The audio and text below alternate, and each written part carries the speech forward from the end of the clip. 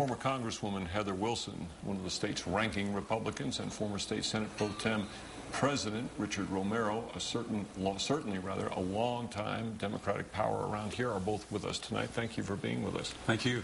What do you make of tonight's results first, Richard? Well, you know, I think Susana Martinez, earned that victory. I mean, she ran against the state party chair, ran against a lot of money, and pulled it out here at the end and won convincingly. I think it's going to be a good battle here in the fall. I think the Democrats will have their hands full, but I think it'll be a good match. It'll be a real good match. Heather, what do you see as, now we're looking at two women running, a Hispanic woman against a longtime Politico, Diane Dennis. What are we going to see in this race ahead here?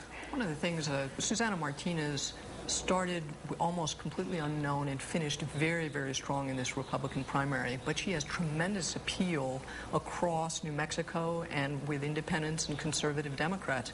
All of the public polling, when they look at the electorate as a whole, within the last couple of weeks has shown over half the independents and 25% of the Democrats preferring her as the next governor. The big burden Diane Dennis has is people don't want more of the same in Santa Fe.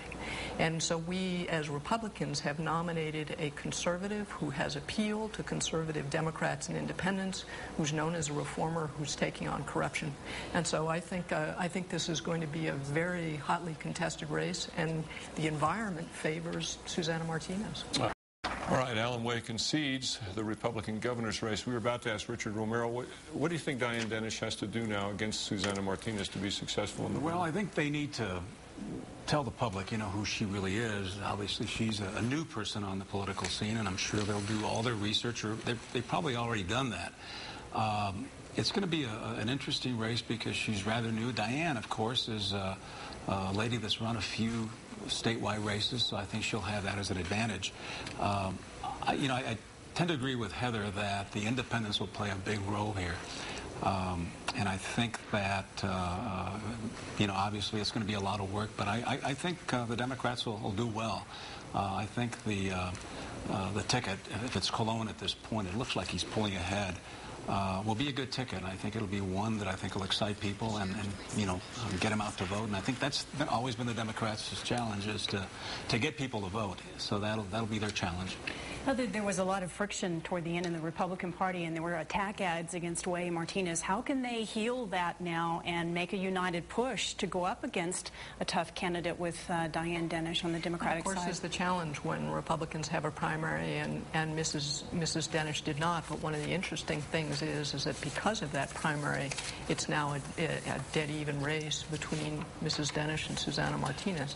And so there's tremendous excitement and momentum generated by that campaign. Of course, the party has to pull together and reach out to those who did not vote in the primary for Mrs. Martinez, and she has to kind of get those folks on board.